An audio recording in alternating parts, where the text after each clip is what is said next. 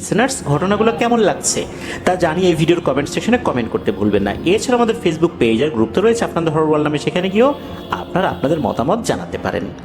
প্রিয় লিসেনার্স, আপনাদের জানা বা আপনাদের সাথে ঘটে যাওয়া সত্য ভয়ের ঘটনাগুলো আমাদেরকে লিখে বা রেকর্ড করে afnanthehorrorworldmedia@gmail.com এই ইমেল অ্যাড্রেসে পাঠাতে পারেন। ইমেল অ্যাড্রেসের স্পেলিংটা বলে দিচ্ছি, AFNANTHEHORRORWORLDBD afnanthehorrorworldmedia@gmail.com। স্পেলিংটাও আমরা আমাদের ভিডিওর ডেসক্রিপশনে দিয়ে রেখেছি, সেখানে গিয়ে স্পেলিংটা চেক করে নিতে পারবেন। প্রিয় লিসেনার্স, এই ভিডিও লাইক বাটন প্রেস করতে ভুলবেন না। ভিডিওর লিঙ্কটাও বেশি বেশি করে শেয়ার করে দেবার অনুরোধ করছি, যাতে করে অনেকেই আপনাদের হরর ওয়ার্ল্ড সম্পর্কে জানতে পারে, তারাও আমাদেরকে ঘটনা পাঠাতে উৎসাহিত হতে পারে। চলুন শুরু করি আজকের থার্সডে নাইটের 188তম আয়োজনের শেষ ঘটনা। এখন যে ঘটনাটি শেয়ার করবে, এই ঘটনাটি আমাদেরকে যিনি পাঠিয়েছেন তার নাম মনির হোসেন মেহেদি। ওনার বাড়ি নেত্রকোনা জেলার কলমাকান্দা উপজেলার একটি গ্রামে। উনি ঢাকার নাম করা একটি ই কমার্সে কিউসি ডিপার্টমেন্টে কাজ করছেন। সময় খুবই কম পান। উনি জানিয়েছেন এই ঘটনাটি লিখতে ওনার 7 দিন সময় লেগেছে। ঘটনাটির নির্দিষ্ট কোনো সময় তারিখ বলা যাচ্ছে না। ঘটনাটি উনি ওনার নানার মুখ থেকে শুনেছেন, আর ওনার নানা আবার তার নানার মুখ থেকে শুনেছেন অনেক দিন আগে, কমপক্ষে 150 বছর তো হবেই। ওই সময় নেত্রকোনার যেই চতুর্দিকের পরিবেশ ছিল, সীমান্তবর্তী এলাকা, তো তখন তো বন জঙ্গল এগুলোতে বেশি পরিপূর্ণ ছিল। কিছু কাঁচা ঘর ছিল, পাকা ঘর আসলে ওভাবে দেখাই যেত না। মানুষজন পানির জন্য পুকুরের উপরই নির্ভর করত। ওই সময়ের প্রেক্ষাপটে ওই এলাকাগুলোতে এমনিতেই তো নির্জন এলাকা, আর এখন থেকে প্রায় 150 বছর আগের পরিবেশ পরিস্থিতি একবার চিন্তা করুন।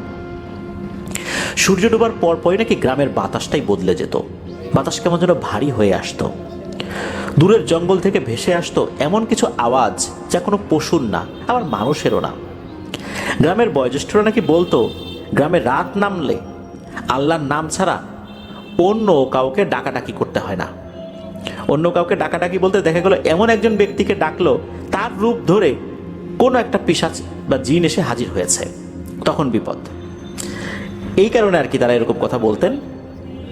তো ঘটনাটা শুরু যেভাবে হলো সেটা হচ্ছে, এমনিতে কিন্তু শুরুর দিকে খুব একটা সমস্যা ছিল না। এমনি টুকিটাকি জিন ভূত রিলেটেড বিষয় তো সবখানেই আছে, কিন্তু ভয়ঙ্কর ঘটনার সূত্রপাতটা যেভাবে হলো সেটা হচ্ছে, ওই গ্রামের একটা রাখাল ছেলে, তার বয়সের সময় 13-14 বছর ছিল আর কি।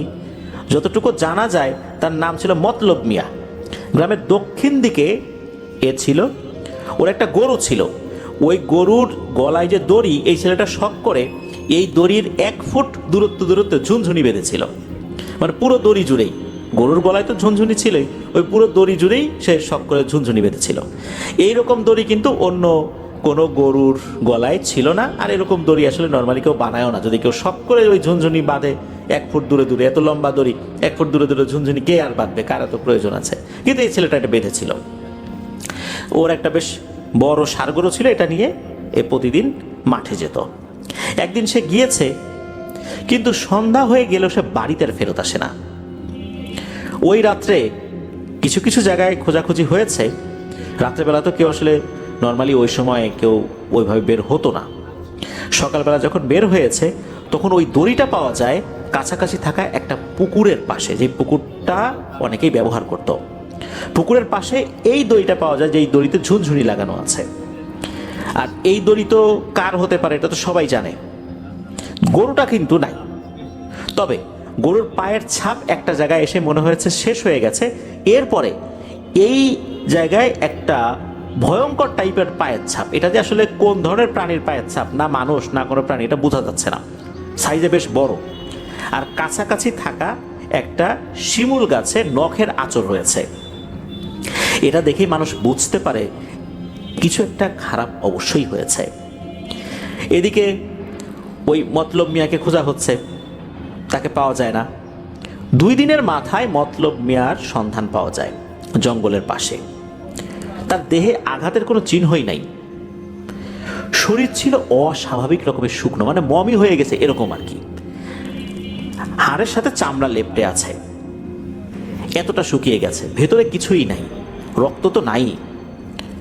গ্রামের একজন বৃদ্ধ, উনি বলে ওঠে, ওর শরীর থেকে সব খেয়ে নিছে রে। এটা বলার পর সবাই বুঝতে পারে যে ভয়ঙ্কর এক রক্ত চোষা পিশাচের খপ্পরে পড়েছিল। এই ঘটনার পর থেকে নাকি রাতের বেলা গরু ছাগল মাঝে মাঝে চিৎকার করে উঠত। অনেক সময় এমন অবস্থা হতো যে গোয়াল ঘরের দরজা ভেঙে বাইরে বেরিয়ে গেছে। তবে যেগুলো বাইরে বেরিয়ে যেত এগুলোর মৃতদেহ পাওয়া যেত। এদের শরীরে সব কিছু অক্ষত থাকতো, কিন্তু শরীরে কোনো রক্তই থাকতো না, একদম শুকিয়ে যেত। এমনও কখনো কখনো হয়েছে যে বাড়িতে যে রান্নাঘর রয়েছে, রান্নাঘর তো ঘরের বাইরেই দেখা যায় আর কি, গ্রামে দেখা যায়, এখনও তো অনেক বাড়িতে এরকম দেখা যায়। রাতের বেলা হাঁড়ি পাতিলকে এই জন্য ছুঁড়ে ছুঁড়ে মারছে। আবার দেখা যায় যে ঘরের দরজার বাইরে নখের আঁচড় রয়েছে, মনে হচ্ছে কোনো হিংস্র প্রাণী দরজায় নখের আঁচড় দিয়ে রেখেছে। সবচেয়ে ভয়ঙ্কর ব্যাপার ছিল ভয়ঙ্কর ডাক। অনেকেই নাকি ডাক শুনেছে, পরিচিত কণ্ঠে বাড়ি থেকে কেউ ডাক দিত, দরজা খুললে কাউকে দেখা যেত না, এমন কিন্তু অনেক হয়েছে। তো এর মধ্যে অদ্ভুত ধরনের একটা ভয়ঙ্কর ঘটনা ঘটে, যার মাধ্যম দিয়ে মানুষের মৃত্যুর একটা আনুষ্ঠানিক যাত্রা শুরু হয়। মতলব মিয়ার মৃত্যু ছিল অনানুষ্ঠানিক যাত্রা, কেননা সবাই মনে করেছিল এরকম জিনভূতের খপ্পরে পড়ে তো অনেকেই মারা যায়। একটা পুরো পরিবারের সাথে ঘটনাটি ঘটে। এই পরিবারের কর্তার নাম যতটুকু জানা যায় হাজী করিমউদ্দিনের বাড়ি। ওই সময়ে এই হাজী করিমউদ্দিন উনি হজ করে আসছিলেন, এই এত বছর আগে ওই সময় যেরকম প্রেক্ষাপট ছিল সেই প্রেক্ষাপটে হজ করে আসছিলেন আর কি। তো সকাল হয়ে যায়, তার বাড়িতে গৃহস্থ বাড়ি তো অনেক কাজের লোকজন তো আসে, তো তারা এসে জড়ো হয়েছে, বাড়ির দরজা কেউ খোলে না। এদিকে তারা ডাকাডাকি করছে, দরজা কেউ খোলে না। একটা সময় আরও লোকজন আশপাশ থেকে এসে জড়ো হয়, দরজা খোলে না কেন। সবার উপস্থিতিতে দরজা যখন ভাঙা হয় তখন দেখা গেল একটা ভয়ঙ্কর দৃশ্য। ওই বাড়িতে তো বেশ কয়েকটা ঘর ছিল, সব ঘরের লোকজন এক ঘরে এসে একটা বিছানার উপরে বসে রয়েছে। সবাই কিন্তু বসে আছে চোখ খোলা, সবার ঠোঁটে এক ধরনের হাসি। এই দৃশ্য দেখে তো গ্রামের কেউ কেউ জ্ঞান হারিয়ে পড়ে, সবাই এরকম হাসছে। কেউ কাছে গিয়ে যখন টাচ করেছে তখন বডিটা আস্তে করে নিচে পড়ে গেছে। বোঝা যাচ্ছে এরা সবাই মৃত। কিন্তু কি হয়েছিল, তারা যে ভয় পেয়ে মারা গেছে এমনটা কিন্তু মনে হচ্ছে না। তাদের মুখে এক ধরনের হাসি, তারা কোনো ভয় পায়নি, চেহারার মধ্যে কোনো আতঙ্কের ছাপই নাই। এই রহস্যটা কি? এই ঘটনার পর পুরো গ্রামে ভয়ঙ্কর এক আতঙ্ক ছড়িয়ে পড়ে যে এটা তো স্বাভাবিক কোনো পিশাচের কাজ না। মানুষ ভয় পেলে তার চোখে মুখে আতঙ্ক থাকবে, কিন্তু এখানে তো কোনো আতঙ্ক নেই। এদিকে মাগরিবের পর পরই কেউ আর বাড়ি থেকে বাইরে বের হয় না, এশার নামাজেও লোকজন যায় না। যিনি ইমাম সাহেব ছিলেন উনি মুয়াজ্জিন, উনি খাদেম, উনি ইমাম। তো উনি মসজিদের পাশেই থাকতেন একটা ঘরে। উনি ওই এশার নামাজে আর কোনো লোকজন পেতেন না, এমনকি মাগরিবের নামাজের সময় লোকজন পেতেন না, এমন একটা অবস্থা। ফজরের সময় লোকজন পাওয়া যেত, ফজর জোহর আসর এই 3 ওয়াক্তে লোকজন পাওয়া যেত। বিশেষ করে এই সমস্যা শুরু হওয়ার পরে উনি একদিন ফজরের সময় নাকি আজান দেওয়ার জন্য দাঁড়িয়েছেন। ওই সময় তার মাইক ছিল না, ইলেকট্রিসিটিও ছিল না। উনি যখন আজান দেওয়ার জন্য দাঁড়িয়েছেন তখন নাকি ভয়ঙ্কর একটা কণ্ঠে বলে ওঠে, আজান দিস না, খবরদার আজান দিবি না, এই গ্রাম আমার, তোরা সবাই চলে যাবি। এইটা যখন উনি শুনেছেন উনি তো আতঙ্কিত হয়ে যান। উনি তখন কি করেছেন, মসজিদের ভেতরে গিয়ে আজান দিয়েছেন। বাইরে আজান দেওয়ার ব্যবস্থা ছিল আর কি। তো উনি পরবর্তীতে এই বিষয়টা সকলের সাথে খুলে বলেন। সকাল যখন হয়েছে লোকজন আসে, বলে যে তাকে এরকমভাবে হুমকি দিয়েছে আজান যেন না দেওয়া হয়। ওই দিন তো ফজর গেল, জোহর গেল, আসর গেল, মাগরিবও গেল, এশার আজানের শব্দ কেউ শোনেনি। যেহেতু লোকজন বাড়ি থেকে বের হয়নি, ফজরের সময় যখন লোকজন গিয়েছে তখন ইমাম সাহেবের খোঁজ আর কেউ পায় না। প্রায় 2-3 দিন পর গ্রামের কাঁচা রাস্তা এক পাশে দেখা গেল যে ইমাম সাহেবের ডেড বডি পড়ে আছে। তবে তার অবস্থাও সেই মতলব মিয়ার মতোই, তবে মুখে এক ধরনের হাসি রয়েছে। শরীরটা শুকিয়ে গিয়েছিল, তবে মতলব মিয়ার মতো এত শুকিয়ে যায় নাই। মতলব মিয়ার মুখে কিন্তু হাসি ছিল না। তো এই ইমাম সাহেবের লাশের মুখে একটু হাসি ছিল, তবে উনিও শুকিয়ে গিয়েছেন, তবে খুব বেশি না। এভাবে তো আর চলতে দেওয়া যায় না, কারণ গ্রামবাসীরা কি করবেন এটা তো ওনারা বুঝতে পারছেন না। এর মধ্যে একটা আশার আলো দেখা গেল। একজন ব্যক্তি, অচেনা একজন ব্যক্তি উনি গ্রামে আসেন, মুখে দীর্ঘ সাদা দাড়ি, বেশ অভিজ্ঞ বলে মনে হচ্ছে, সাদা জব্বা পরা, হাতে পুরনো একটা ডাল, মনে হচ্ছে অনেক পুরনো কোনো একটা গাছের ডাল হবে। তো তাকে দেখে বেশ দরবেশ গোষ্ঠীর লোক মনে হচ্ছিল আর কি। তো উনি আসেন, আসার পর লোকজনকে বলেন এই গ্রামে নিশ্চয়ই অস্বাভাবিকভাবে মানুষ মারা যাচ্ছে, পশু পাখিও মারা গিয়েছে। তখন লোকজন বলে হ্যাঁ, কিন্তু আপনি কিভাবে জানলেন? উনি বললেন যে আমি জানি, আমি জেনেই এখানে এসেছি, আমাকে জানানো হয়েছে। রাত নামলেই তো এখান থেকে মানুষ হারিয়ে যায়, তাই না? ওনার কথার মধ্যে আসলে কোনো বিস্ময় ছিল না, ওনার কথার মধ্যে বেশ ভাব গাম্ভীর্যতা ছিল, মনে হচ্ছে উনি খুব জ্ঞানী একজন মানুষ। লোকজন জিজ্ঞেস করলো হুজুর আপনি কে? তখন উনি বললেন আমার নাম জানার দরকার নাই, এখন পরে এমনি জেনে যাবেন, আমি কোনো জিন ভূত না, আসেন আপনাদের সাথে আমার কথা আছে। এরপর উনি কয়েকজন লোককে সাথে করে গেলেন সেই পুকুর পাড়ে, যেই পুকুর পাড়ে ওই মতলব মিয়ার গরুর দড়ি পড়েছিল। ওখানে যাওয়ার পর উনি বললেন যে এই পুকুরে কিন্তু একটা জিনিস আছে, এই পুকুরের পানি কিন্তু শ্বাস নাই, এই পানি কিন্তু স্থির না, কিন্তু আপনারা দেখেন স্থির। সন্ধ্যার পর আমি চেষ্টা করব এই বিষয়টা সমাধানের জন্য কতটুকু কি করতে পারি। তো ওখানকার একজন নেতৃস্থানীয় ব্যক্তির বাসায় উনি যান। সন্ধ্যার পর হুজুর এক ঘরে বসেন, আরও কিছু লোকজনদেরকে ডাকেন। তো বেশি লোক আসে নাই, সবার মধ্যে একটা আতঙ্ক ছিল। তখন ওই হুজুর বলেন যে আচ্ছা, আজ থেকে প্রায় 60-70 বছর আগে কোনো মানুষকে কি জীবন্ত আগুনে পুড়িয়ে মারা হয়েছিল আপনাদের এই গ্রামে? কারো জানা থাকলে একটু বলেন তো। হঠাৎ করে তখন ঘরে নীরবতা নেমে আসে। অনেকক্ষণ পর একজন ব্যক্তি বলেন যে উনি তখন ছোট ছিলেন, উনি এটা দেখেছেন। ছোট বলতে 15-16 বছর বয়স ছিল আর কি, এখন তো উনি বেশ বৃদ্ধই হয়ে গেছেন। উনি বলেন যে এই গ্রামে একটা তান্ত্রিক এসেছিল ভারতের ওই সাইড থেকে, সে নাকি বেশ কঠিন কঠিন তন্ত্র সাধনা করত। আর এই তন্ত্র সাধনা করার জন্য সে মুসলিম যে কবরস্থান, এই কবরস্থান থেকে কবর করে লাশ নিয়ে আসতো, সব সাধনা করত। তো এই জিনিসগুলো প্রথম দিকে মানুষ বুঝতে না পারলেও পরবর্তীতে ধরা পড়ে যায়। এরপর গ্রামবাসীরা তাকে একদিন ধরে নিয়ে জঙ্গলে নিয়ে যায়, তাকে জীবন্ত আগুনে পুড়িয়ে মারে। এই কথা শোনার পর হুজুর বলেন যে সমস্যাটা এখানেই হয়েছে, কারণ ওই তান্ত্রিকের খুব কাছের এক ভয়ঙ্কর পিশাচ ছিল, শক্তিশালী পিশাচ। ওই পিশাচটা মূলত এত বছর বিভিন্ন কাজ করতে পারেনি, কোনো একটা অজানা কারণে সে হঠাৎ করেই শক্তিশালী হয়ে গেছে। শক্তিশালী হয়ে গেছে বলতে সে হঠাৎ করে নিজের শক্তি ফেরত পেয়েছে। তান্ত্রিকের মৃত্যুর সাথে সাথে সেও অকার্যকর হয়ে পড়েছিল। দীর্ঘদিনের সাধনার ফলে সে আবার শক্তি ফেরত পেয়েছে, আর এই গ্রামের মানুষদের উপর সে প্রতিশোধ নিচ্ছে। কেননা তান্ত্রিক তাকে বন্দি করেনি, তান্ত্রিক তার সাথে একটা চুক্তিতে আবদ্ধ ছিল। তান্ত্রিক একটা বিশেষ সাধনা করছে যার মাধ্যমে ওই পিশাচটাও শক্তিশালী হবে, তান্ত্রিকও শক্তিশালী হবে, কিন্তু মাঝপথে এই জিনিসটা আটকে যায়, যার ফলে এই পিশাচটা পরিপূর্ণ শক্তি অর্জন করতে পারেনি, আর যতটুকু অর্জন করছে সেটাও প্রকাশ করতে পারছিল না। তান্ত্রিকের মৃত্যুর পর এত বছর ধরে সে বিভিন্ন চেষ্টার পর সে আবার তার শক্তি ফেরত পেয়েছে, যতটুকু অর্জন করেছিল, ওই তান্ত্রিক যতটুকু অর্জন করাতে পেরেছিল। আর এই গ্রামবাসীর উপর মূলত এ এখন প্রতিশোধ নেওয়া শুরু করেছে। আপনারা আপাতত কেউ এই পুকুর পাড়ে যাবেন না, আর রাতের বেলা বাইরে বের হবেন না, তবে আশা করছি খুব তাড়াতাড়ি সমস্যার সমাধান হয়ে যাবে ইনশাল্লাহ। কিন্তু ওই রাতেই আর একটা দুর্ঘটনা ঘটে। ওই গ্রামে আর একটা ছেলে তার অসুস্থ মায়ের জন্য ওই পুকুরে পানি আনতে গিয়েছিল, সে ওখানেই পড়েছিল। সকালবেলা তার ডেড বডি পাওয়া গিয়েছিল, তার চোখ দুটো উপড়ে নেওয়া ছিল, তবে তার ডেড বডিটা শুকিয়ে যায় নাই। তার মুখে এক ধরনের অদ্ভুত বিকৃত হাসি ছিল। তো হুজুরও কিন্তু সেখানে উপস্থিত হয়ে দেখেছিলেন। হুজুর এরপর মসজিদে চলে আসেন। মসজিদে একা বসে উনি ওনার মতো করে সাধনা করতে থাকেন কিভাবে এই সমাধান করা যায়। উনি যখন বসেছিলেন তখন নাকি বাইরে দিয়ে একটা ছায়া দৌড়াদৌড়ি করছিল। হুজুর তো কোরআনের আয়াত পড়ছেন, এরপরে ছায়াটাও মিলিয়ে যায়। ভোরবেলা মসজিদের বাইরে 7টি পায়ের ছাপ পাওয়া গিয়েছিল। এই পায়ের ছাপগুলো দেখে মানুষের বলে মনে হচ্ছিল না।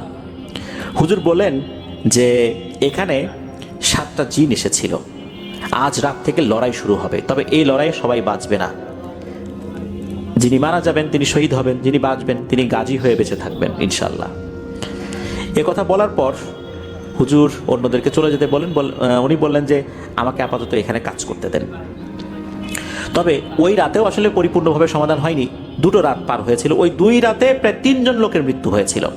একজন বৃদ্ধ লোক নিজের ঘরের ভেতরেই বসে মারা যায়, উনি বসা অবস্থায় ছিল, তার পিঠটা দেয়ালের দিকে ঠেস দেওয়া ছিল আর কি। আর একজন মহিলা মারা গিয়েছিল, একজন শিশু মারা গিয়েছিল। তবে তাদের বডিটা স্বাভাবিক থাকলেও মুখে এক ধরনের হাসি ছিল, চোখ খোলা অবস্থায় ছিল। এটা যে কি কারণে হচ্ছে, তারা ভয় পাচ্ছে না কিন্তু মারা যাচ্ছে, এই বিষয়টা জানা যায়নি। তারপর হুজুর এক সময় সকালবেলা এসে বলেন আলহামদুলিল্লাহ সমস্যার সমাধান হয়েছে। ওনার লাঠির মাথায় রক্তের দাগ শুকিয়ে গেছে, এটা মানুষজন দেখতে পারল। তো উনি যেটা বললেন সেটা হচ্ছে যে উনি বিশেষ একটা পদ্ধতিতে 7টা জিনকে ডেকে নিয়ে এসেছিলেন, যারা ছিল খুবই শক্তিশালী, এই পিশাচটার সাথে যুদ্ধ করার উপযোগী। মূলত এই পিশাচটা পাশে থাকা জঙ্গল আর এই পুকুর, এই জায়গাটাতেই আস্তানা গেড়েছে।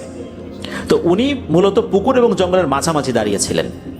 এরপর উনি যখন রুকিয়া শুরু করেছেন, পুকুরের পানির ভেতর থেকে ভয়ঙ্কর এক জিন এসে হাজির হয় আর হুজুরকে তার নাম ধরে ডাকেন। হুজুর তখন প্রথমবারের মতো নাম বলে, তার নাম হচ্ছে ইউসুফ। হুজুরকে তার নাম ধরে ডাকেন, বলে ইউসুফ তুই এখানে এসে কাজটা ভালো করিস নেই, অনেক দিনের পরিশ্রমের পর কিন্তু আমি আমার শক্তি ফেরত পাইছি, তাও পরিপূর্ণভাবে পাইনি, তুই আবার এসে আমাকে জ্বালাতন করতেছিস, সেই গ্রামের লোকজনের শাস্তি পেতেই হবে। হুজুর তার সাথে বেশি কথা আর বলেন না। হুজুর তার অনুগত জিনদেরকে যখনই ডেকেছেন, এই জিনদের মধ্যে নাকি একটা জিন ছিল যাকে মুকাল্লাফ জিন বলা হয়। এই জিনের হাতের ইশারার নাকি একটা বিশেষ ক্ষমতা রয়েছে। যখনই এই জিনগুলো হাজির হয় তখন ওই জিনটা কি যেন একটা ইশারা করে, তখন দেখা যায় জঙ্গলের ওই সাইড থেকে এক পাল ভয়ঙ্কর প্রাণী ধেয়ে আসছে এই দিকে। তখন নাকি ওই মুখাল্লাফ জিন হাতের কি যেন একটা ইশারা করে, নিমেষেই নাকি ওইগুলো ভ্যানিশ হয়ে যায়। এরপর ওই মুকাল্লাফ জিন 2টা জিনকে বলে, ওরা 7 জন ছিল, তো 2টা জিনকে বলে তোমরা 2 জনে জঙ্গলের কাছে যাও, পাহারা দাও, আমি এখানে আসি, আর 4 জন এটাকে ধরো। 4 জন মিলে যখন ওই পিশাচটাকে ধরে, একটা বিশেষ পদ্ধতিতে ধরেছিল, সেটা হচ্ছে এরা সবাই একযোগে হামলে পড়ে, একজন পিশাচের 1 হাত আর একজন আর হাত আর 2 জন 2 পা ধরেছে, এরা চতুর্দিক থেকে টানাটানি শুরু করছে, এমনভাবে হ্যাঁচকা টানাটানি শুরু করেছে, পিশাচটা আসলে তেমন কোনো সুযোগই পায় নাই। হ্যাঁচকা টানের শরীরটাকে ছিন্ন ভিন্ন করে ফেলেছে, 4 টুকরা হয়ে গেছে। মাথাটা পড়েছিল, আর একটা জিন অর্থাৎ এই যে মুকাল্লাফ জিন যে দাঁড়িয়েছিল, সে মাথাটা এনে হুজুরের কাছে দিলে হুজুর একটা বিশেষ পানি, জানা যায় বা হুজুর বলেছেন এটা জমজমের পানি ছিল, ওই পিশাচের মাথার উপর ঢেলে দিলে মাথাটা নাকি মোমের মতো গলে যায়, একদম পানির মতোই হয়ে যায় আর কি, পানির সাথে একদম মিশে যায়, যেভাবে চিনি পানির সাথে মিশে যায় ওইভাবে। এরপর হুজুর বলেন আলহামদুলিল্লাহ সমস্যার সমাধান হয়ে গেছে। এরপর হুজুর বলেন যে উনি জিনেদের কাছ থেকে তথ্য পেয়ে এখানে এসেছিলেন, এরপর উনি চলে গিয়েছিলেন। এরপর জানা যায় যে মাঝে মাঝে নাকি এখনও ওই ইউসুফ হুজুরের মতো কোনো একজনকে রাতের বেলা দেখা যায়। সবাই বলেন যে হয়তোবা ইউসুফ হুজুরের অনুগত কোনো জিন তার সুরত ধরে এই গ্রামে এসেছে, অনেকে এরকমটা বলেছেন আর কি। তো এটাই ছিল ঘটনা। ধন্যবাদ জানাচ্ছি আমাদের মেহেদি ভাইকে ওনার পাঠানো ঘটনার জন্য। প্রিয় লিসেনার্স, আপনারা যারা ধৈর্য ধরে শুনলেন তাদেরকে ধন্যবাদ জানাচ্ছি, যারা কষ্ট করে ঘটনা পাঠিয়েছেন সবাইকে অন্তঃস্থল থেকে ধন্যবাদ জানাচ্ছি। আজকের এপিসোড থেকে ইনশাল্লাহ বিদায় নিচ্ছি। ইনশাল্লাহ শনিবার শনির রাতে নতুন এপিসোড নিয়ে হাজির হচ্ছি, শোনার আমন্ত্রণ জানাচ্ছি। সবাই ভালো থাকবেন, সুস্থ থাকবেন, আমার জন্য দোয়া করবেন, আমার পরিবারের জন্য দোয়া করবেন, আপনাদের জন্য দোয়া রইল, আপনাদের পরিবারের প্রত্যেকের জন্য দোয়া রইল। মহান আল্লাহ সুবহানাহু ওয়া তাআলা আমাদেরকে ভালো রাখুন, সুস্থ রাখুন, নিরাপদে রাখুন, আপনার ধর্মবলের সাথে রাখুন। আসসালামু আলাইকুম।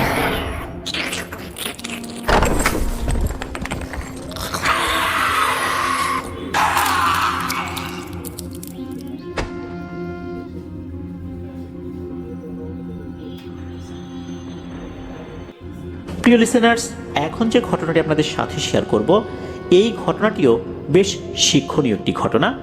ঘটনাটি আমাদেরকে পাঠিয়েছেন মোহাম্মদ বিজয় আহমেদ ভাই। ওনার বাড়ি কুষ্টিয়া জেলার সদর উপজেলার হাটস হরিপুর ইউনিয়নে।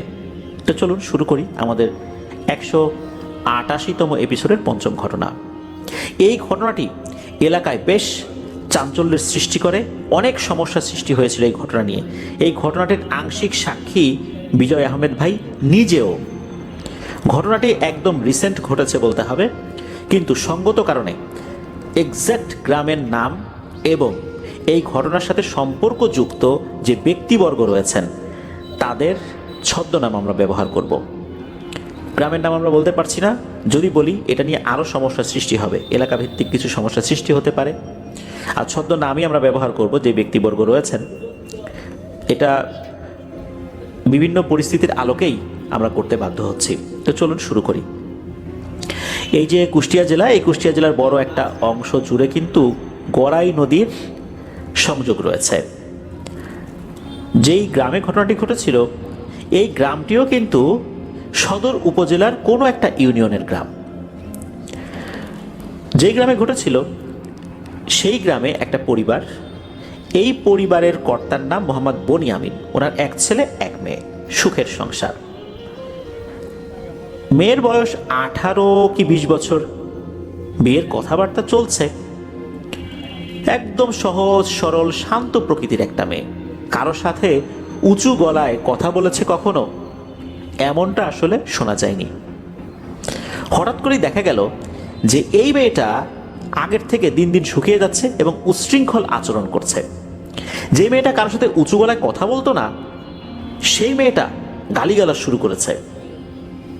এটা কিন্তু অল্প কয়েকদিনের ব্যবধানে শুরু হয়েছে।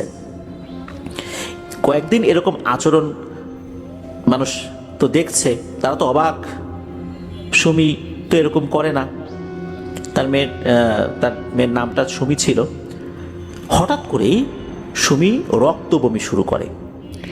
এদিকে শুরুর দিকে এই ধরনের আচরণের কারণে উনি অবশ্য কোনো ডাক্তার দেখান নাই, কোনো কবিরাজ দেখান নাই, কিন্তু রক্ত বমি যখন শুরু করতে থাকে তখন কুষ্টিয়া সদর হসপিটালে নিয়ে যাওয়া হয়।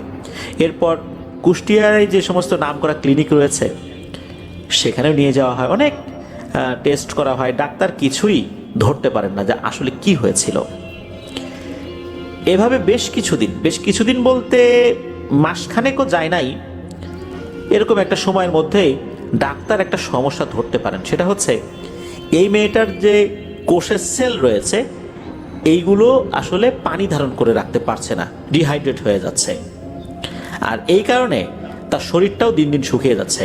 কিন্তু কেন এই সমস্যা হয়েছে, কোন রোগের কারণে হয়েছে, এটা ডাক্তাররা ধরতে পারছে না। তার শরীর থেকে মনে হচ্ছে সব পানি কেউ শুষে নিয়ে যাচ্ছে। শুধু তাই না, তার যে অঙ্গ প্রত্যঙ্গ এটাও শুকিয়ে যাচ্ছে, শুকিয়ে ছোট হয়ে যাচ্ছে। এটা তো আসলে হবার কথা না। ডাক্তাররাও অবাক যে এরকম সমস্যা কেন হচ্ছে। যখন মেয়েটার মা বাবা এই ঘটনা জানতে পারলেন, তারা তো কান্নাকাটি করছে। হ্যাঁ, তাদের সংসারে ওই রকম অভাব অনটন নাই, কিন্তু এই ব্যাধির যে চিকিৎসা করাবেন, যে ব্যাধিটাই জানা যাচ্ছে না আসলে কি, এই চিকিৎসা ব্যয় তো মেটানো ওনাদের পক্ষে সম্ভব না। সুখের সংসারে ভয়ঙ্কর কালো মেঘ জমে যায়। তারা বুঝতেই পারল না অল্প কয়েকদিনের মধ্যে কিসের থেকে কি হয়ে গেল। ডাক্তার রোগ ধরতে পারে না। এভাবে 1 মাসের মাথায়, 1 মাসও হয়নি পুরোপুরি, মেয়েটা শেষ নিঃশ্বাস ত্যাগ করে। মেয়েটাও জানতে পারল না সে কোন রোগে মারা গেল। কি নিষ্ঠুর। এরপর কেটে যায় প্রায় 6 মাস। এই বনিয়ামিন চাচার বাড়ির পাশে তার মেয়ের বয়সী 2টো মেয়ে ছিল। একজনের নাম নীলিমা আর একজনের নাম সাদিয়া। এই নীলিমা ছিল এই বনিয়ামিন চাচার আত্মীয়, তার চাচাতো বোনের ছেলের বউ। আর সাদিয়া ছিল চাচাতো ভাইয়ের বউ। দুজনের বয়সই কম ছিল আর কি। তো যাই হোক, এরা তো নিজেদের মধ্যে আত্মীয়। 6 মাস পার হওয়ার পর এই দুইজনের সাথে সেম সমস্যা দেখা দিল, ঠিক সুমির মতোই সমস্যা। এরাও চিৎকার চেঁচামেচি, উচ্ছৃঙ্খল আচরণ, রক্তবমি হচ্ছে, শুকিয়ে যাচ্ছে। ডাক্তাররাও কোনো রোগ খুঁজে পায় না। ডাক্তাররা এতটুকু ধরতে পেরেছিলেন যে তাদের শরীর ভেতর থেকে পানি শূন্য হয়ে যাচ্ছে, এছাড়া আর কিছুই ধরতে পারছিলেন না। এরাও কিন্তু মৃত্যুর দিকে এগিয়ে যাচ্ছে দিনকে দিন, কারণ সুমিও বাঁচতে পারেনি এই সমস্যার কারণে। এলাকাবাসী, আত্মীয় স্বজন সবাই চিন্তা করে যে সুমির সাথে এরকম হলো, এরপর এই দুইজনের সাথে হলো, ঘটনা কি, এর কারণ কি। এরপর সাদিয়ার মা ঠিক করেন যে ডাক্তার দিয়ে হবে না, আমরা ভালো একজন কবিরাজের কাছে নিয়ে যাই। সাদিয়াকে কবিরাজের কাছে নিয়ে গেলে হয়তোবা সে কিছু বলতে পারবে। তো সাদিয়ার পরিবার সাদিয়াকে একজন ভালো কবিরাজের কাছে নিয়ে যায়। কবিরাজের কাছে নিয়ে যাওয়ার পর কবিরাজ তো সাদিয়াকে দেখে চমকে ওঠে। কবিরাজ বলে, হায় আল্লাহ, এ কি অবস্থা, এই মেয়েকে তো মরণ বান মারা হয়েছে। এই কথা শুনে সাদিয়ার বাবা হাউমাউ করে কান্নাকাটি শুরু করে, সাদিয়ার মাও কান্নাকাটি করতে থাকে। তখন সাদিয়ার মা বাবা কবিরাজকে অনুরোধ করে যে আপনি কোনো একটা ব্যবস্থা করেন। তখন কবিরাজ বলে যে এটা এমন এক জটিল বিষয় হয়ে গেছে, আমি এই বিদ্যা যদি প্রয়োগ করি লাভ হবে না, বরং সময় নষ্ট হবে। হয়তো আমি 7 দিনের একটা চিকিৎসা দেব, 14 দিনের চিকিৎসা দেবো বা 21 দিনের চিকিৎসা দিব, এতে করে সময় নষ্ট হবে, কোনো লাভ হবে না। এর থেকে ভালো যে আমার থেকে ভালো কাজ জানেন এমন কোনো হুজুর যদি দেখাতে পারেন সেটাই ভালো হয়। আপনারা চলে যান, দ্রুত হুজুরের সন্ধান করেন। ওনারা তো দ্রুত হুজুরের সন্ধান করতে থাকেন। এরপর ভালো একজন হুজুরের সন্ধান পান। হুজুরের এই বিষয়ে নাকি বেশ দক্ষতা ছিল। উনি কালো জাদু, বান, এই জিনিসগুলো আল্লাহর রহমতে শরীয়তসম্মত চিকিৎসা করে কাটাতে পারতেন। তো সেই হুজুরের কাছে নিয়ে যাওয়া হলে হুজুর জাস্ট 10টা মিনিট সময় নিয়েছিলেন যে আসলে ঘটনাটা কি। 10 মিনিট পর হুজুর যেটা বললেন এটা শোনার পর এই সাদিয়ার মা বাবার তো মাথায় আকাশ ভেঙে পড়ে। হুজুর জানান এই যে 6 মাস আগে মারা যাওয়া যে সুমি, তারপর সাদিয়া, নীলিমা, এদের 3 জনেরই হচ্ছে তুলা রাশি। আর এই 3 জনকেই এক ভয়ঙ্কর মরণ বান মারা হয়েছে। আগে সুমি মারা গেছে, মাঝখানে একটা গ্যাপ দেওয়া হয়েছে যাতে করে সন্দেহ না হয়। এরপর এই 2 জনকে একসাথে কালো জাদু করা হয়েছে। আর এই কাজটা করেছে হচ্ছে এই নীলিমার শাশুড়ি। নীলিমার শাশুড়ি এই কাজটি করেছে, কারণ নীলিমার শাশুড়ির যে মেয়ে তার সন্তানাদি হয় না। তার সন্তানাদি হওয়ার জন্য কোনো এক কবিরাজ বলেছে, তান্ত্রিক কবিরাজ আর কি, যে 3টা তুলা রাশির মেয়েকে বান মেরে মেরে ফেলতে হবে। এটাকে একটা পিশাচ বলি হিসাবে নেবে। এরপর সে সন্তান হওয়ার জন্য একটা কাজ করে দেবে, তারপর নাকি তার সন্তান হবে। নিজের মেয়ের সন্তান হবার জন্য 3টা নিরীহ নিরপরাধ মেয়েকে মরণ বান মারিয়েছে ওই তান্ত্রিককে দিয়ে। তার মেয়ে অর্থাৎ যিনি মেরেছেন এই নীলিমার শাশুড়ি, এই নীলিমার ননদের সন্তানাদি না হওয়ার কারণে শ্বশুরবাড়িতে অনেক কটু কথা শুনতে হয়। এই কারণেই নাকি এভাবে এই ধরনের নিকৃষ্ট টাইপের কাজের আশ্রয় তারা নিয়েছে। যদিও বা এই যে নীলিমার শাশুড়ি, তার যে মেয়ে অর্থাৎ নীলিমার ননদ, সে এই বিষয়গুলো অত ডিটেলসে জানতো না। সে জানতো তার মা একটা তদবির করাচ্ছে, কাজ করছে, কিন্তু এরকম জঘন্য কাজ করাচ্ছে এটাও সে ওইভাবে অবগত ছিল না। তবে তার সম্মতি ছিল, সে হয়তো বা জানতো না ভেতর দিয়ে কি হচ্ছে, তার সম্মতি ছিল। এখন এই বিষয়টা যখন জানা গেল, এখন সমাধানটা কি? তখন ওই হুজুর বললেন যে এই 3 জনের ব্যবহৃত বিভিন্ন জিনিস সংগ্রহ করা হয়েছে, এদের চুল নখ সংগ্রহ করা হয়েছে। যেহেতু এরা আসলে দূরের কেউ না, আত্মীয় স্বজনদের মধ্যেই, এটা সংগ্রহ করা খুব বেশি কঠিন কাজ ছিল না। এরপর মূলত কোনো এক অমাবস্যার রাতে বান মারা হয়েছে। তবে এটা পর্যায়ক্রমে করা হয়েছে। প্রথমে মারা যাবে সুমি, এর 6 মাস পর থেকে এই 2 জনের সাথে সমস্যা শুরু হবে। এই 2 জনের সাথে যখন সমস্যা শুরু হবে তখন এরাও মারা যাবে। মাঝখানে 6 মাসের গ্যাপ, মানুষ অনেক কিছু ভুলে যাবে। তো হুজুর জানান যে এই জিনিসগুলো সংগ্রহ করা হয়েছে এটা প্রত্যেকের বাড়িতেই আছে। আর একটা জিনিস একটা বট গাছের নিচে পুঁতে রাখা হয়েছে, দ্রুত সেগুলো উদ্ধার করতে হবে, সময় নাই। হুজুর বলেছেন যে সামনে অমাবস্যা আসতে মাত্র কয়েকদিন বাকি। এই অমাবস্যাতেই মূলত এই 2 জন মারা যাবে। তাদেরকে আসলে হত্যা করা হবে, কোনো একটা ভয়ঙ্কর পিশাচ শ্রেণীর জিন এসে তাদেরকে হত্যা করে যাবে, যেভাবে সুমিকেও করেছিল। সত্যি প্রথমে নীলিমা, তারপর সাদিয়া, এদের বাসায় তল্লাশি চালিয়ে তাদের ঘরের ভেতর থেকে লাল কাপড়ে পেঁচানো একটা পুটলি উদ্ধার করা হয়। এর ভিতরে যেই জিনিসগুলো ছিল এগুলো ম্যাক্সিমামই নষ্ট হয়ে গিয়েছিল। তবে ব্যবহৃত কিছু জামা কাপড়ের টুকরো ছিল, মাথার চুল ছিল, শুকনো রক্ত, এই রক্তগুলো নাকি পাঠা বলি দেওয়ার রক্ত, শ্মশানের ছাই, গরুর 3টি চোখ, এগুলো যদিও নষ্ট হয়ে গেছে, তবে হুজুর বলেছিলেন যে এর ভিতরে এই উপকরণগুলো রয়েছে। তো সবার বাসা থেকে এটা উদ্ধার করা হয়। যদিও বা সুমি মারা গিয়েছিল, তারপরও তার বাসা থেকে উদ্ধার করা হয়েছিল এগুলো। এরপর বট গাছের নিচ থেকে অন্য উপকরণগুলো উদ্ধার করা হয়, এগুলো নষ্ট করা হয়। এরপর হুজুর আরও একটা কাজ করেন, উনি একটা বিশেষ রুম চান, ওই রুমের মধ্যে উনি বসবেন। উনি যখন ওই রুমের মধ্যে বসেন তখন কিন্তু বলে দিয়েছিলেন আগেই যে সবাই ঘরের মধ্যে থাকেন, পবিত্র কোরআন তেলাওয়াত করতে থাকবেন, মনে হবে বাইরে ঝড় তুফান হচ্ছে, আসলে ওগুলো কিছুই না, কিন্তু আপনারা বাইরে বের হবেন না, বাইরে বের হলে বিপদ, যেই বের হবে সে একটা ক্ষতির মধ্যে পড়ে যাবে, এই জন্য কেউ বের হবেন না, যখন সব কিছু স্বাভাবিক হয়ে যাবে এরপরে বের হবেন। সেটাই করা হয়। উনি আসলে ওখানে বসে কি করেছিলেন এটা জানা যায় না, তবে এরপর উনি যেটা করেন সেটা হচ্ছে কিছু পানি, কিছু তেল, এগুলো উনি পরে দিয়েছিলেন নীলিমা এবং সাদিয়ার জন্য। তারা এগুলো ব্যবহার করেন, আল্লাহর রহমতে সুস্থ হয়ে যান। এখানে একটা কথা বলে রাখা ভালো, এই যে নীলিমার শাশুড়ি, উনি কিন্তু বুঝতে পেরেছিলেন যে ঘটনা কি ঘটতে যাচ্ছে, উনি পালিয়েছিলেন। এটা যখন আরও ব্যাপকভাবে জানাজানি হয়ে যায় তখন এলাকাবাসী নীলিমার যেই পরিবার আছে আর কি, এই যে শ্বশুর শাশুড়ি বা এরা আছে, এদের সবাইকে গ্রাম থেকে বিতাড়িত করে। এটাই ছিল ঘটনা। নীলিমা সাদিয়া এখন ভালো আছে, তবে আফসোস সুমির জন্য, কি কষ্ট পেয়ে মেয়েটা মারা গেল, কত জঘন্যভাবে তাকে হত্যা করা হলো, মেয়েটা জানলই না তার অপরাধ কি। কিয়ামতের আগে এই ধরনের মৃত্যু অনেক বেড়ে যাবে। যে হত্যা করছে সেও বলতে পারবে না যাকে হত্যা করছে তার অপরাধ কি, আর যিনি হত্যাকাণ্ডের শিকার হচ্ছেন উনিও জানেন না ওনার অপরাধ কি, কোন অপরাধে তাকে হত্যা করা হচ্ছে। কিয়ামতের আগে এই ধরনের মৃত্যুগুলো অনেক বেড়ে যাবে। প্রিয় লিসেনার্স, এই যে এই ধরনের ঘটনা, সন্তান হয় না এর জন্য কালো জাদুর আশ্রয় না, আমরা কিন্তু এরকম অনেক দেখি আশেপাশে। অনেকেই সন্তান হওয়ার জন্য, ছেলে সন্তান হওয়ার জন্য কত ধরনের তদবির করছেন। এগুলো আল্লাহর দান, আল্লাহর সিদ্ধান্তে সন্তুষ্ট থাকতে হবে।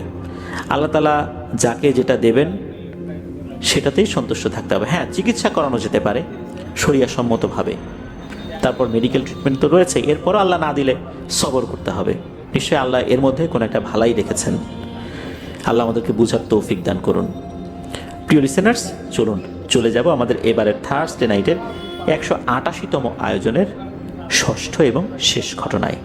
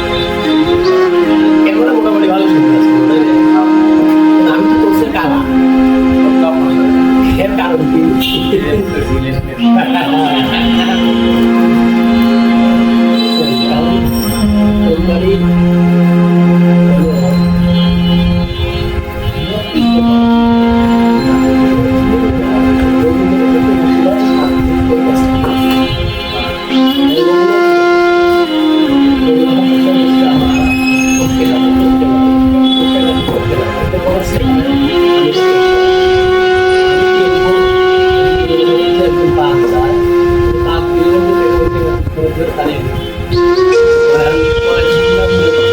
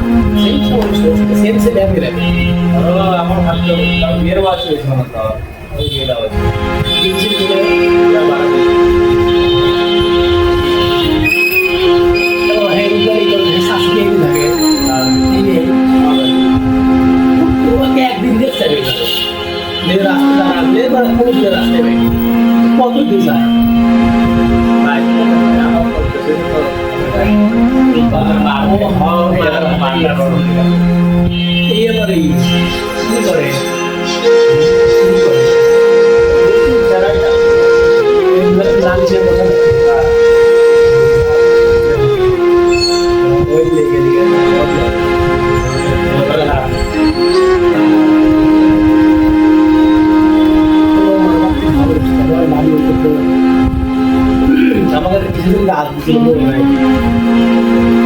গাছ দিছিল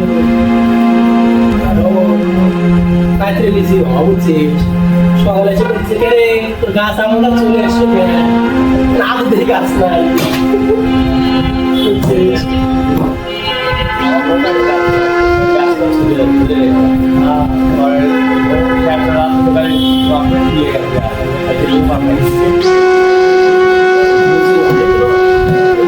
এগুলো অস্বীকার করা দেবে না আবার এটা পুরোপুরি বিশ্বাস করা দেবে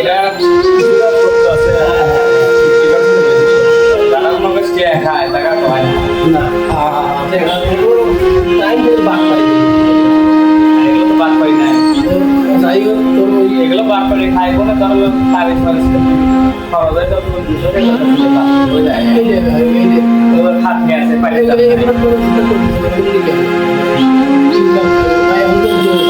লোকের সব মেলা খারাপ যেগুলো আছে টাকা ফোন নিয়ে চলে যায়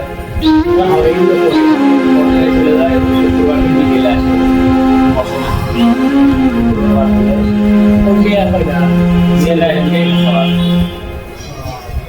টাকা পয়সা নেয়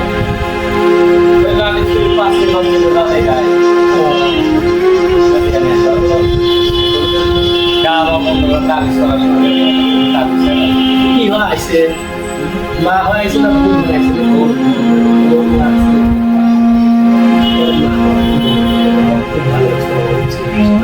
আমার পাড়া মহল্লায় যতগুলো বাবিরে আছে চাষিরে আছে মানে আমাকে এমন ভালোবাসা মানে পাশে করি মারা শুনলে তো মারা মারা গেছে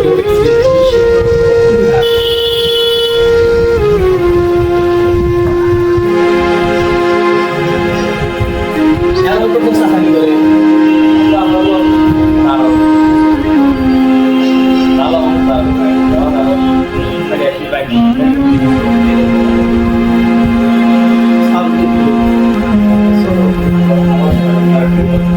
আমার বাস থেকে অনেক সুন্দর ছিল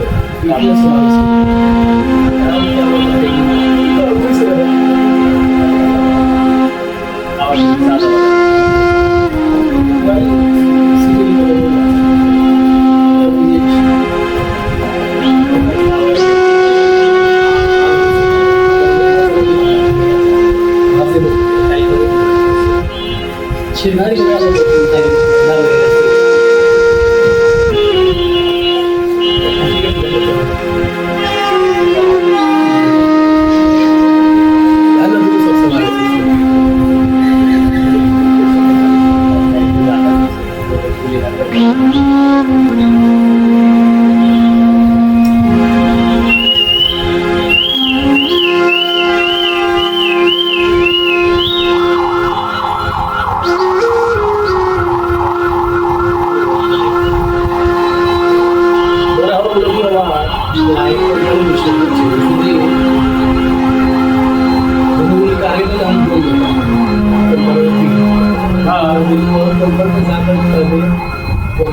একবার ভেবে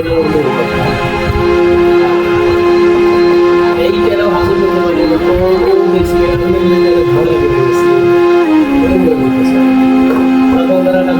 আমি শুনে এই জন্য বেশি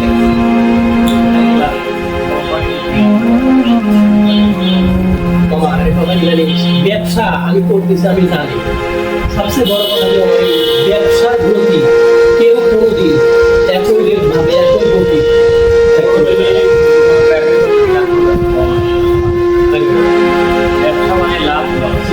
এখন ওর কাছে যে কাস্টমার দুদিন পর হই আর 2 মাস পর হই 2 বছর পর হই কাস্টমার ব্যবসা আলাদা